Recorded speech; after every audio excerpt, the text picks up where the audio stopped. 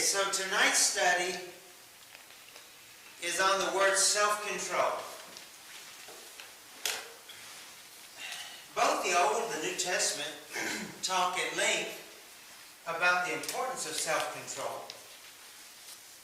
Unfortunately, it's not a Christian virtue that's practiced like it should be, and it's certainly not a human virtue that's practiced like it should be.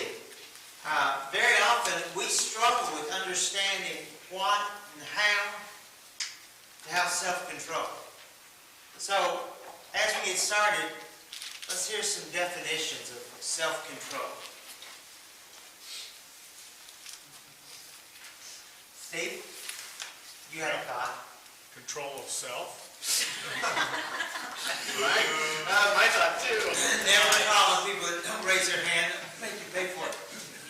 JC. How about behavior modification? Behavior modification. Well, then that would imply that our baser behaviors are to do whatever makes me feel good. Behavior modification says I have to change my behavior. Is that true? I was trying not to define it with its own words. I mean, that is true. Because we are somewhat self-centered, because we want to please self, then many times doing the thing that is showing control is not what comes first to our mind. Crystal. And I think that can also go for positive things that we should be doing. For example, with myself, I know, working all day, I come home, I've still got 10 things on my to-do list. And unfortunately, I guess, for where I sometimes am, it takes self-control for me to say I'm going to set aside this time for Bible study and prayer as well. Okay. I have a memory growing up. There was a Reader's Digest. We always read the Reader's Digest at our house. I looked forward to it every month. And there was an article about a young woman at that time, back in, this would have been in the 70s, who had Down syndrome. And she wanted to be a doctor. And so she went through high school, and it took her a little longer than usual, but she graduated high school. She went to community college because she couldn't get into any of the bigger schools, and she did fairly well. Again, it took her a little longer, but she did well. She was able to get into then a four-year college to finish, and then got into med school. And after about 12 years, I think it was, total for college, med school, she graduated. And although she was not given all of the same practicing privileges, they made a point of that, she was working in a hospital as a physician, as a hospitalist. And so, what part of self-control does that story relate? Perseverance. Perseverance. Because most of us, when we were told no, time and time again, or when you're told, look, you failed this course, so you probably won't be able to take the next course, even if you do pass this one. Medical school's not going to let you in. And yet, because she stayed the course, I've told young guys going into the Army, your mindset is, I can do whatever it takes today. Don't worry about what's going to happen in 6 weeks or 8 weeks. Think about today and start over again tomorrow. Well, and I'll relate. It's been several years since I was there, but I figured millions have done this before me. Millions would do it after me, and therefore, there's no reason I can't. Yeah. So self-control, not to give up when the going is hard, not to want to quit. So, the Bible, though, now remember I said this morning, I talked about how God teaches us lessons. He gives you the test first, He teaches the lesson second, and then He had to come now. And then He gave His people OCD. Teaches the lesson second, and so let's look at some examples. First one. Oh, they all jumped up on me. So Adam and Eve will be the first one. What part of the story of Adam and Eve showed a lack of self-control? I'm going to let JC answer this because I told you the other week, you and I have been having this little study going on, because there are 2 trees you need to be aware of in the garden. So JC? Their instructions were to not eat of the tree of knowledge of good and evil. The other tree in the garden was tree of life. But what was the question? So what part of that story shows a lack of self-control, a bad example? Well, Eve said she was deceived by the devil, and she ate of the fruit, and then when she ate of the fruit, she gave it to Adam, and Adam said, Not my fault. that woman you gave me made me eat. Yeah, God gave them the choice. You can eat of anything in the garden except this one.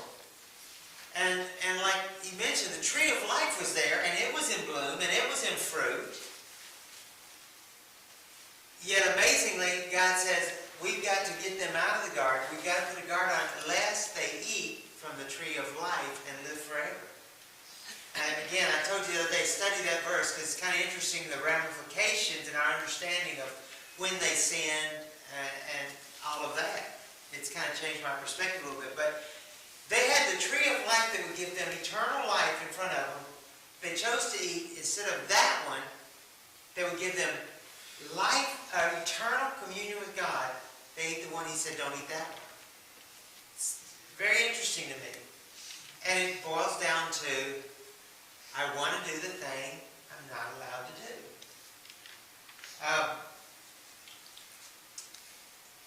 How about humanity in the flood in Genesis chapter 6? What lack of self-control do we see there? And the Bible's very specific about what they did wrong. Everyone did what they thought was right in their own mind. Exactly. What God said.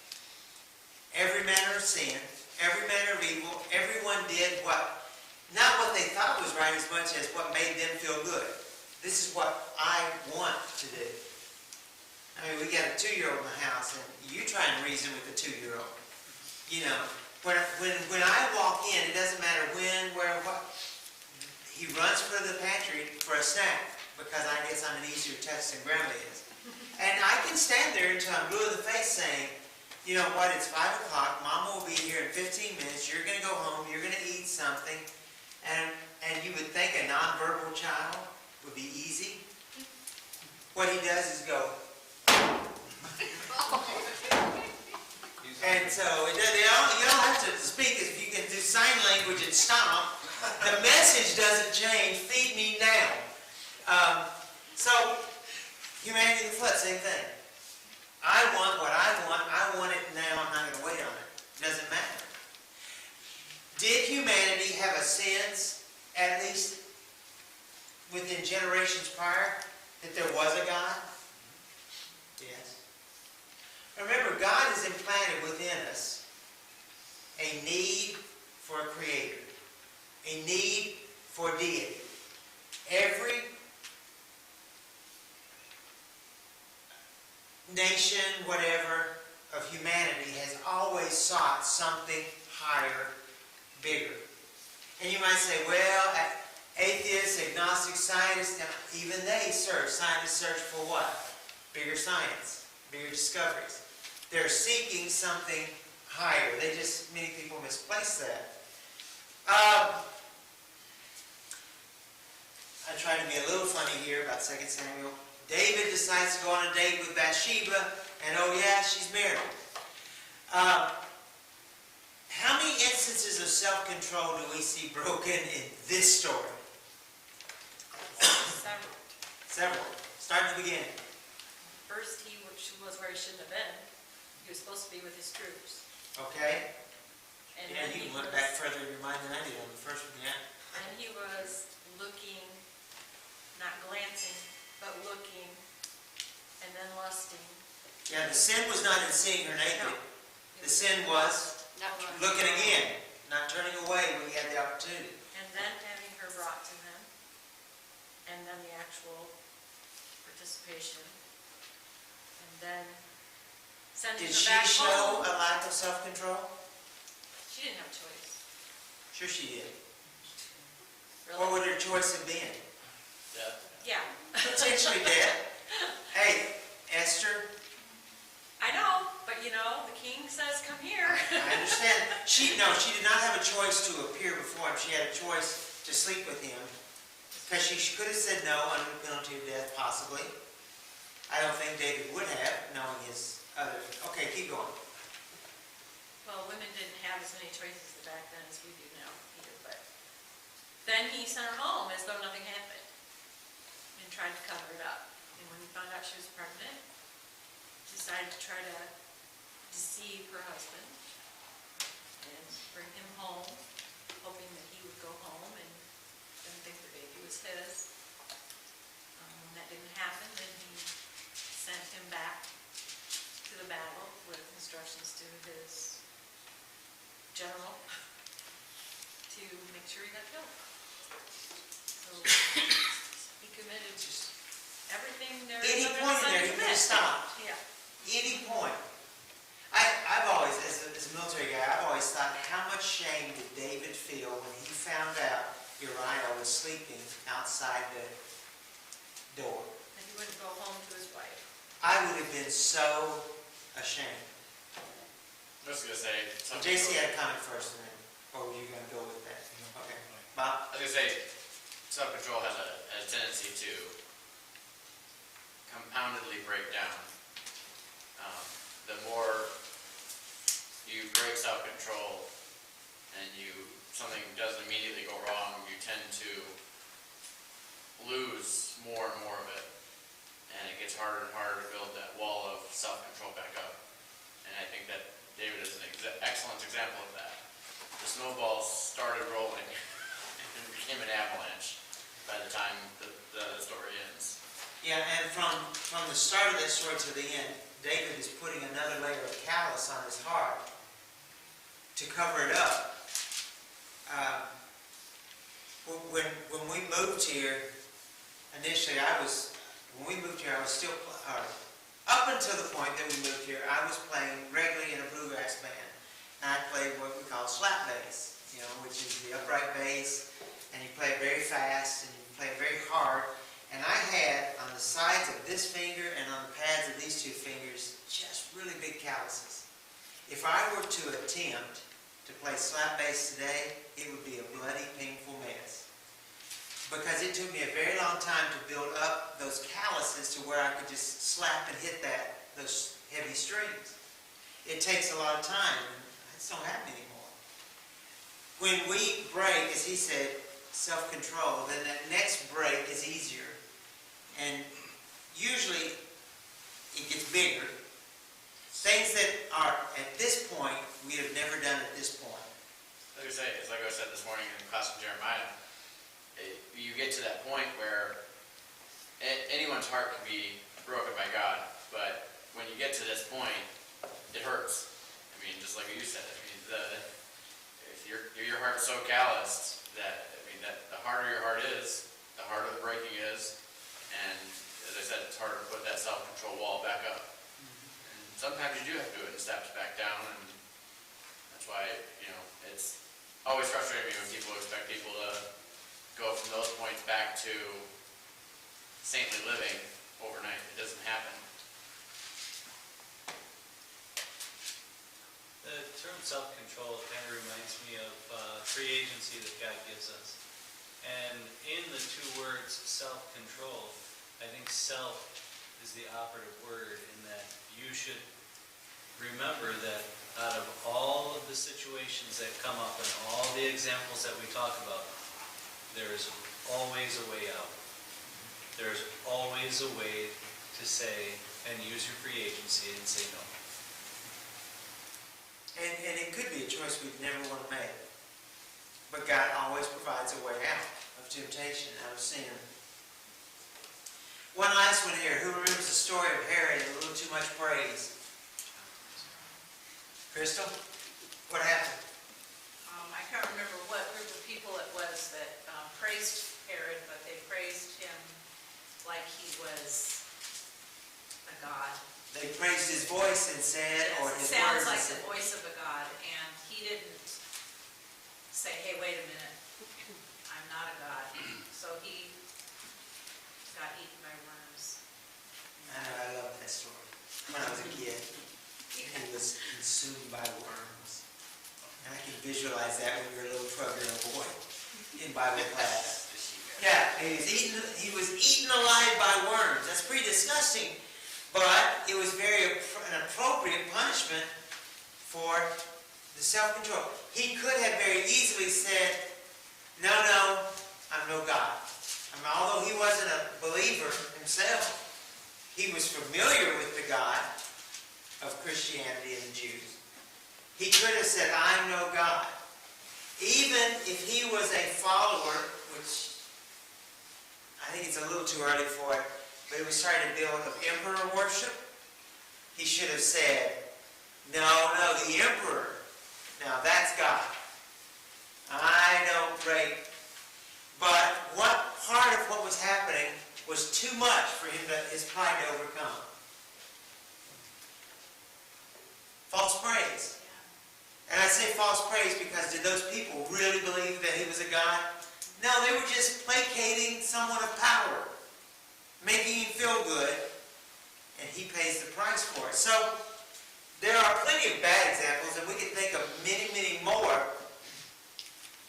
President Roosevelt said, with self-discipline, most anything is possible. Alright, so, could most of us have become MDs or physicists, or could we? There's nobody in here with such a learning disability that you would never have been able to do it. You may have had to really, I would have had taken the same classes 20 times and then maybe pass one. But you could. What? Not me. Yes, you could. Everyone here is capable. But see that. But your point is, look, I know that I could potentially run a marathon again. It would take so much work, I would never want to attempt to run a marathon again. I might not be able to anymore, but I know I still have the musculature within my body that can be trained. I know that under there somewhere is bone structure and muscle.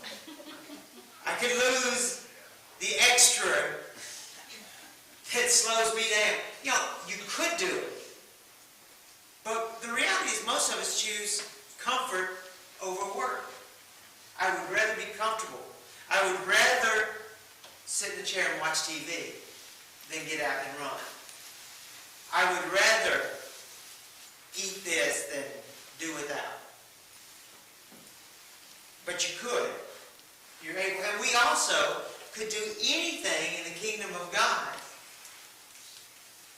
if we're just not lazy.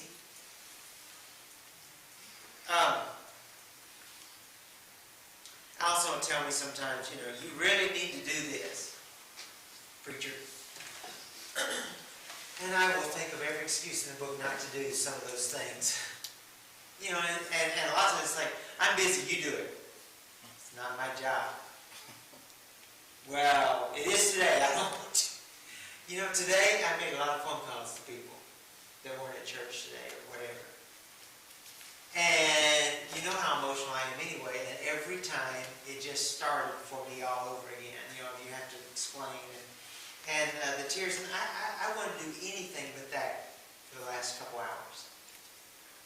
But sometimes we just have to buckle down and do it. It's over, and it wasn't as horrible as my mind said it was going to be. It wasn't fun, but it wasn't as horrible as my mind said. So, self-control, in Proverbs, we read, self-control is the mark of a wise person. A fool loses his temper, always. But a wise man holds it back. Alright, so I gotta confess. Brianna was here this morning. And she came up to me and said, so, heard you lost your temper at Walgreens the other day. Huh? My friend is the girl that checked you out in the drive-thru. She said, you got a little snippy. I said, okay, first of all, I didn't get snippy with her. I was short. I wasn't rude. She said, well, she was surprised. Now, in my defense, I had to wait 30 minutes at the drive-through window. I was the second car. I sat there 30 minutes waiting to get waiting on. But the point of that is, am I able to control my temper? In my opinion, you did. No. Kayla just said, I would've gone in after 10 minutes. Okay, Kayla, that was the fourth time I had pulled in there to get that medicine, and I'd left 3 others, and I said, I got to wait and get Allison's medicine today. And I said when I get home, we're getting another drugstore. I'm done with this, but... No, the truth is, I could have held my temper back further than I did. Did I want to be ugly? Sure I did. Absolutely, I was mad that I sat there with them looking out the window going, you know, and ignoring me. 15 people working and only one waiting on everybody. The reality is I could have held it back more because now someone that I don't know who knows I'm the preacher here is telling tales that I got upset. No matter whatever level she puts it at, I'm not in control of now of how she interprets what I was saying, thinking, or doing. But had I stayed in control and just smiled, because it wasn't really her fault, if I'd stayed in control and just smiled, she'd have said, I saw your preacher. Boom, end of story. Self-control. A fool loses their temperature. Yes, a fool gets hot under the collar and then loses their temper. A fool loses their temper. Self-control is the mark of someone wise. Someone read 1 through 5 here of Proverbs chapter 1. Please. Someone, anyone, everyone. Brian, go for it. The Proverbs of Solomon, the son of David, king of Israel. To know wisdom and instruction, to discern the sayings and understandings, to perceive instruction in wise behavior, righteousness, justice, and equality. Equity. To give prudence to the naive, to the young, knowledge and discretion. A wise man will hear discretion. A wise man will hear an increase in learning, and a man of understanding will acquire wise counsel. If we are wise, and if we show self-control, we're capable of learning these things, and just as ignoring the right thing, losing self-control, and then that building and building and building, gaining self-control and building on that can also get where you have more control and more strength. I'll go back to Carolyn for a minute. Carolyn's ex-husband died, and he was not the nicest person in the world, if my understanding goes. But when he died, Carolyn said, would you go to the funeral with me and sit with me? I said, sure I would. So we went to the funeral. And I thought, you know, in my mind, she can say anything she wants. I'll not hold it against her. I'll not, you know. And instead, I see her being nice to everyone there.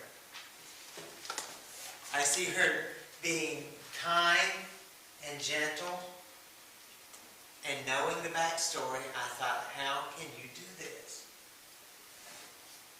How could she do it? Because that's her nature. She's always been a sweet It is nobody's nature to be kind and gentle when somebody is evil But to she you. does it. Okay, but let's go back again. So how does she do it? She's worked on it. She's practiced it until it became nature. Yes. You build on it until it becomes nature. Now, she might have always been a gentle person. So it might have been easier for her than some of you hot-tempered people out here. But that still is not the automatic reaction to when we're hurt. We all know it. And to deny it, you're just fooling yourself.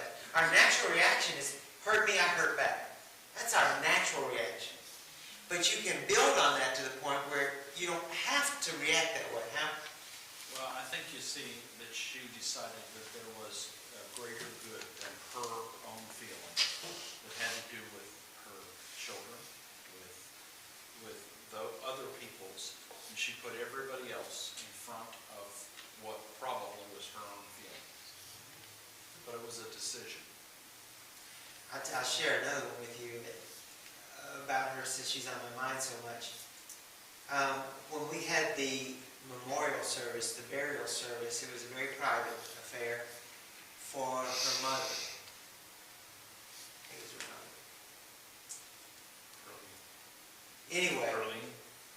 Yeah, well, I'm trying to remember if it was her mother. Anyway, the body did not show up at the graveyard.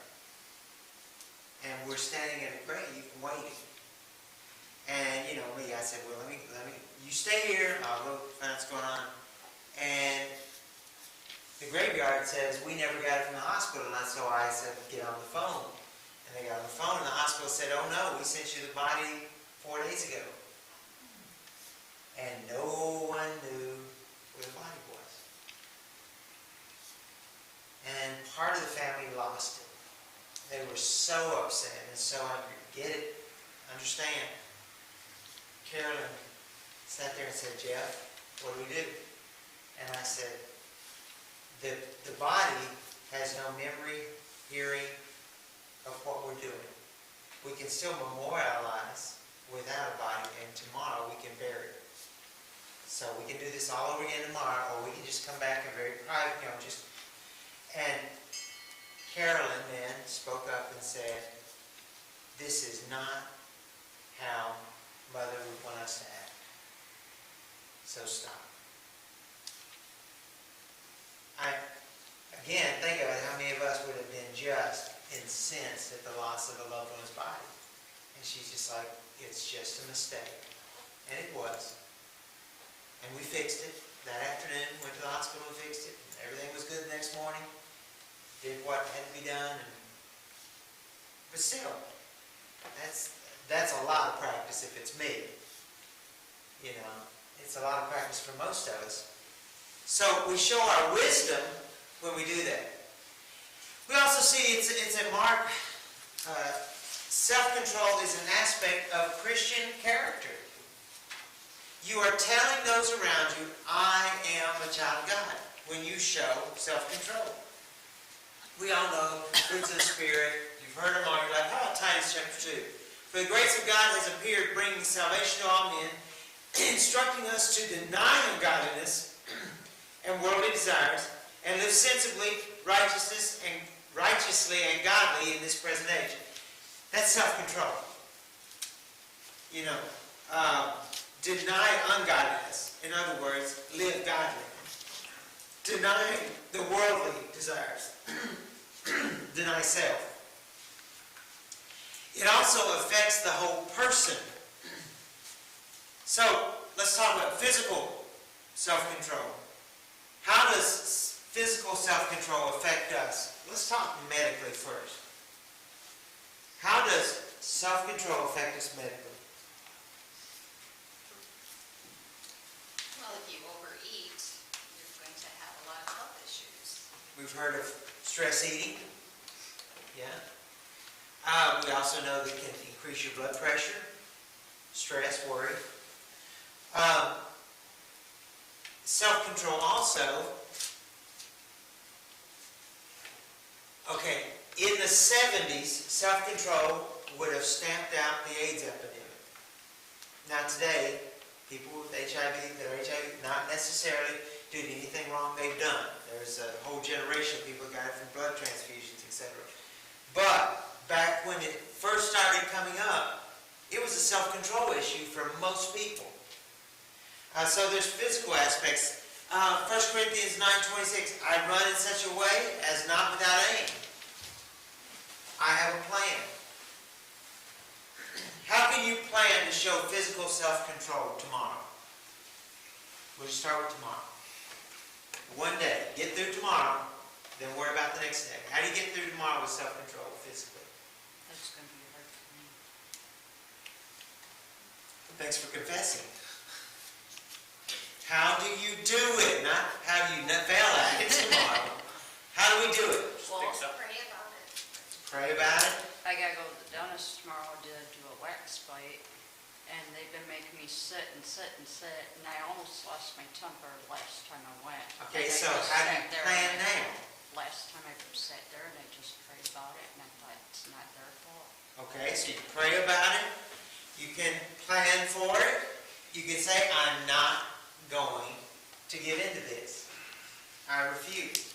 I am going to remove myself from this or that situation.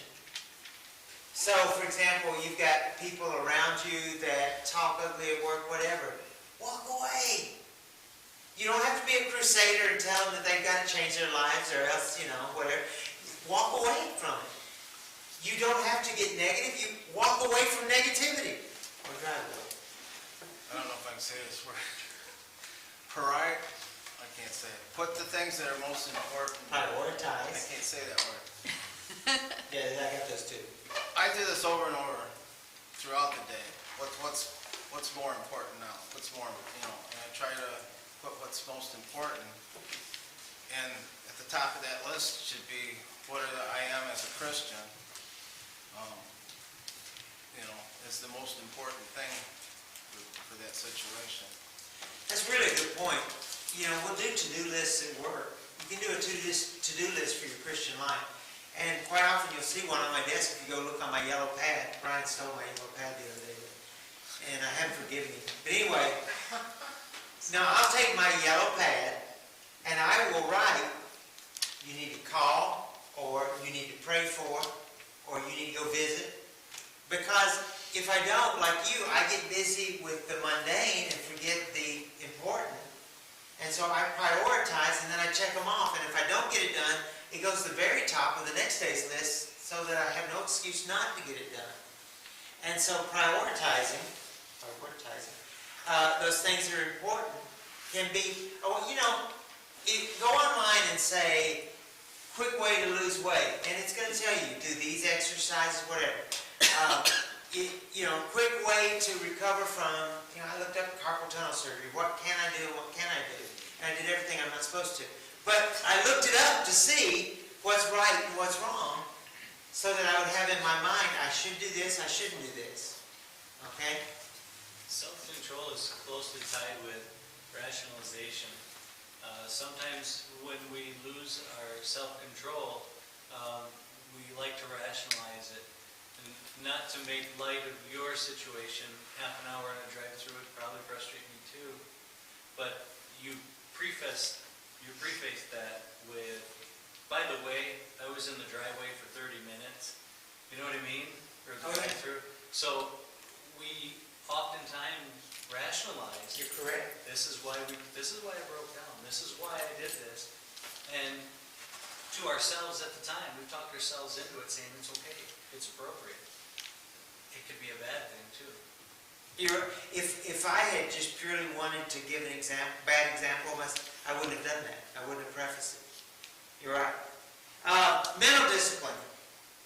First Peter writes, therefore, prepare your minds. How do you prepare your mind for self-control?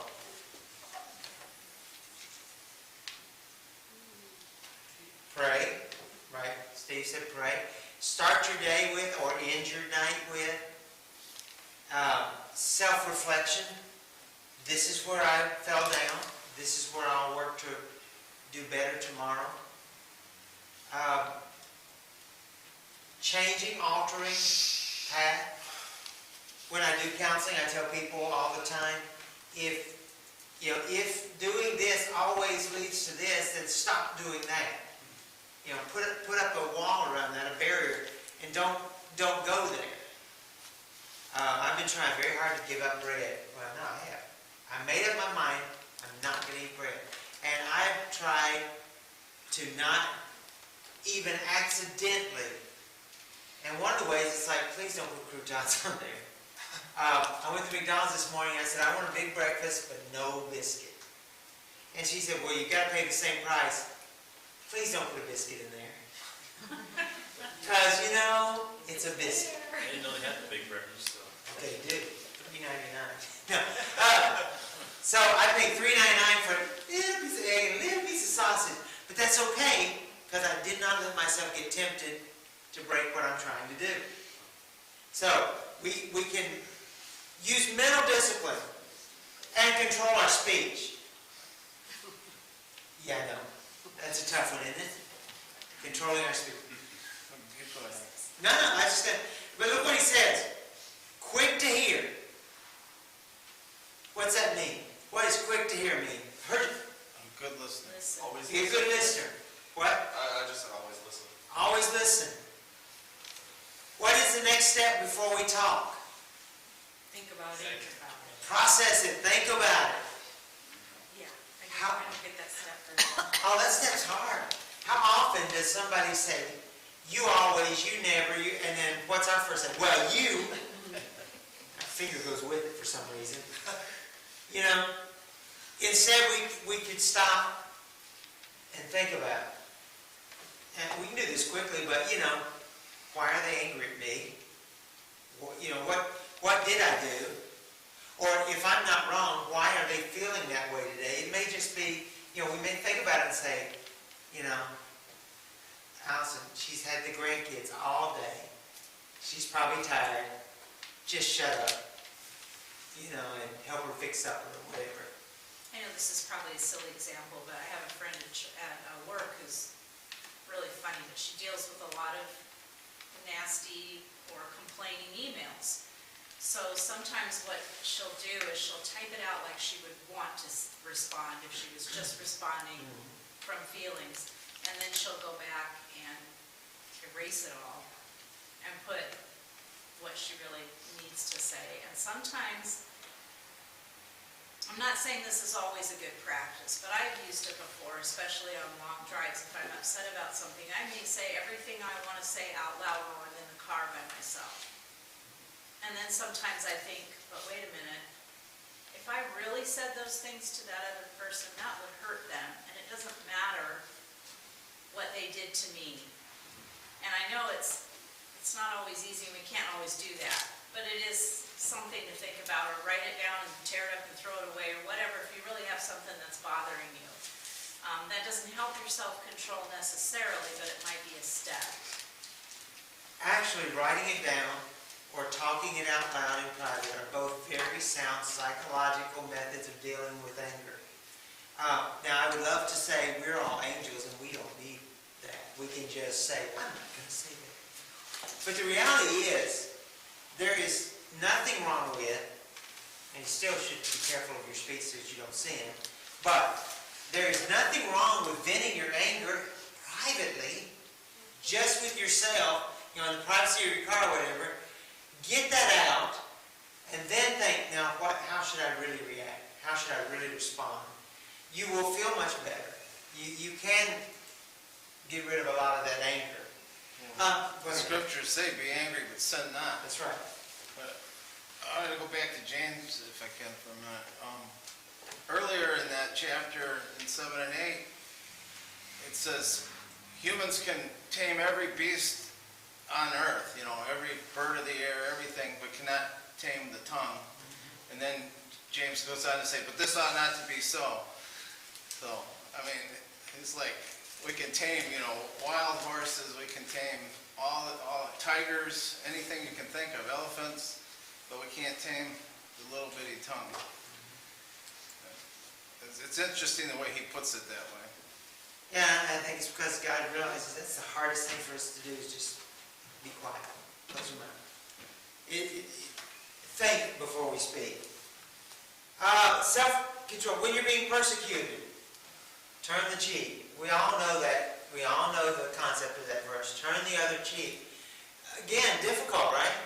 Difficult. Especially difficult when the one that slaps you is a family member or a close friend, a church member. I've found that oftentimes we take offense much quicker at someone we care about than we would at someone who's a total stranger. You know, someone who insults us out in the world, most of us just, you know, jerk, walk away. But when it's a church member, and even when it's unattended, we start reading into it. It's like, I can't believe Steve said that to me. You know, and Steve may not have meant anything remotely, you know, but we're just having a bad day, a touchy day. I'll be honest, just recently, I'm not going to get any closer to that, but somebody made a comment to me about something I should do, and I was having a bad day. And I just, it was totally outside the realm of what a reasonable preacher should have to do for the church. Okay, so it wasn't spiritual, wasn't elders' work, wasn't preacher's work. And, you know, you need to do this, and here's why you need to do it. I'm thinking, you do it. Or you pay for it to get done, or you ask somebody whose job it is to do it. Well, why should you jump on me? And here's where a good spouse is. I went and I said, you know what they said to me? And she just went, wow. Are you having a bad day? Yes, I am. And you're about to make it worse. And then later I came up and said, and you know, this time of year when it gets darker, you know, I start having depression issues, and I'm sorry. I shouldn't have snapped at you because somebody snapped at me who's probably having the same issues with daylight being too short too. And so I'm going to let it go. And although I told you this story, I really have let it go. I just, you know, it's like, that's not worth getting all upset about. Steve didn't mean it when he said, no, it wasn't Steve. It wasn't anybody here. You still didn't wash and wax the vehicle, though, that I expected you to. Pay somebody. Anyway, Luke, but I say to you who hear, love your enemies. Ooh, it's hard. That's almost impossible. But would the Holy Spirit have told us this if it was impossible? No. In fact, Mike asked me last week, I think it was, Mike said from a military perspective, you know, basically, how do you feel about enemies? And I said, I felt nothing towards them. I did a job, they did a job. I hate that some of my friends were killed by car bombings. I hate that I lost friends on 9/11 in the Pentagon. I don't hold any ill will to them because I can't live my life in hate for somebody who just did something evil. God will handle that evil, not me. Again, let's go back to, though, it's much harder when somebody you care about does evil to you. But even then, we should let it go. And sometimes it takes a lifetime to let it go, doesn't it? I'll move past this one. So, examples of self-control. Joseph. Could he have slept with that woman and probably advanced in his job? Probably not. He would have, but he wouldn't. Maybe or maybe not. He probably would have advanced, but he wouldn't have advanced to the second most powerful person in Egypt. God wouldn't have advanced him, obviously. God used him for another purpose. But he chose the honorable route, which David could have done, turn away from temptation. In fact, he ran away from temptation. You know, there is a way out. God never puts temptation in front of you that he doesn't give you a way out. He never puts a problem in front of you that he doesn't give you a way out. And sometimes the way out is very difficult. Sometimes, especially for our young people, sometimes it's embarrassing. Sometimes it is painful. Sometimes it causes us to lose friends. But he gives us a way. We just have to choose to take it. David, there's a number of examples of David when he had opportunities to kill Saul and he chose to walk away from them. Other opportunities came. At that one time, he was hiding in the cave. Saul came in there, No, it's not that one. and he cut the bottom of his cloak off. He was that close to him. Just to let him know, I could have had And you. his buddies said, "Why didn't you take his life?" And he said, "Because he's the king." Yeah, I think that's really, in light of our political situation in our country today and how people are treating each other over their personal beliefs, whatever, David said, he is still my king. Although I'm seeking to overthrow at some point this guy, he's still my king. We called him the Lord's anointed. Yes. It was a higher than that even. Yeah.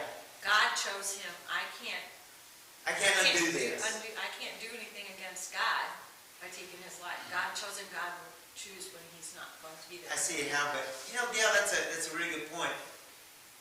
Is that any different than the verses we read this morning about those who have been predestined? We've been anointed by God for a purpose. You know, just something to think about.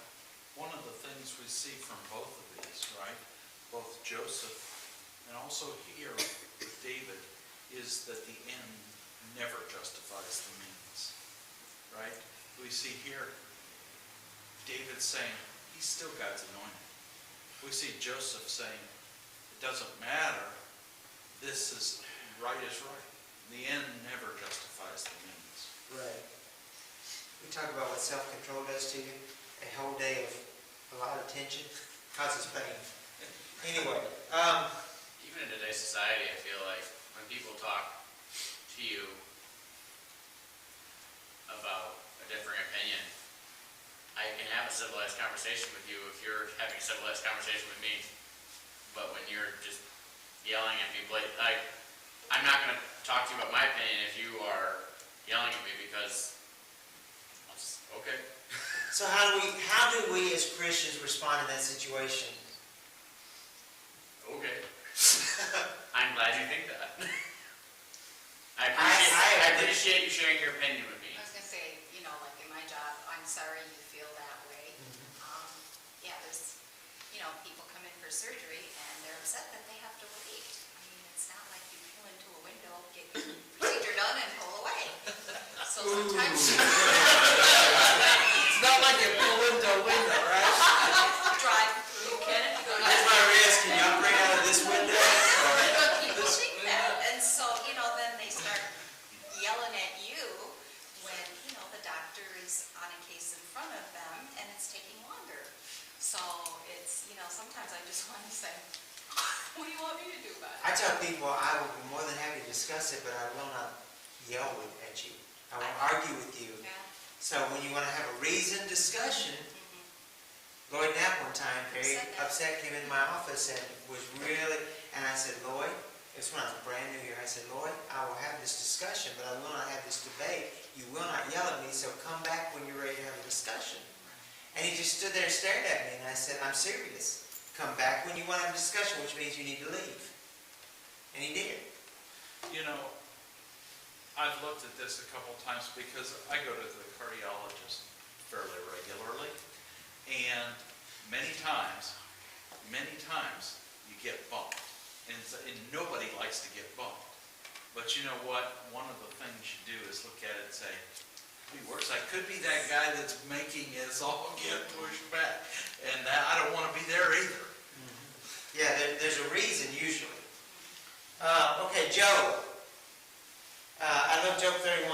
I've made a covenant with my eyes, therefore, how could I gaze at a virgin? How could I look at another woman when I've made this vow? I've not allowed my mouth to sin by asking for his life in a curse. I'm not going to let my mouth take charge of my brain, of my vow to God. I'm not going to let my eyes take over for my body and for my brain. Isaiah 53:7, he was oppressed, he was afflicted, yet he did not open his mouth. I still, although I've read it many times, cannot envision what our Savior went through in those last hours. I can't envision the pain and the suffering. And God did not give him a single opioid to get him over it. He went through every bit of that pain, and he did it silently.